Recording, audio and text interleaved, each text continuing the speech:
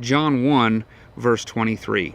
He said, I am the voice of one crying out in the wilderness, make straight the way of the Lord, as the prophet Isaiah said.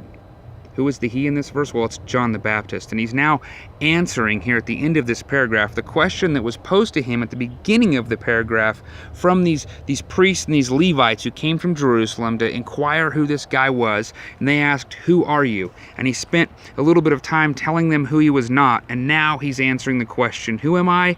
I am the voice of one crying out in the wilderness. And then he quotes the prophet Isaiah, which actually comes from Isaiah 40, verse 3. And it's talking about this voice of God, but this is the intro to a very long bit of poetry that we find in Isaiah 40, 41, 42, 43, and the first beginning part of chapter 44. The original chapters weren't there. This is a whole section on the coming of the Lord, who Jesus is, who this Messiah will be, how God is going to save his people. And John the Baptist is saying, look, I want you to key into what Isaiah said.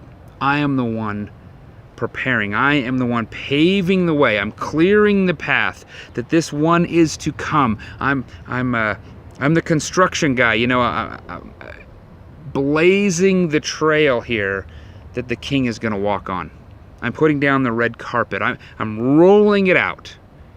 And if you really want to know who this king is, you look back to Isaiah 40, 41, 42, 43, and part of 44 and go, wow, that's Jesus, this amazing God who is entering into our world to be the comforter, the Savior, the Redeemer, the Rescuer. And John the Baptist is saying, I'm just the one opening the door to usher in the King. That's who John the Baptist is. He's proclaiming Jesus.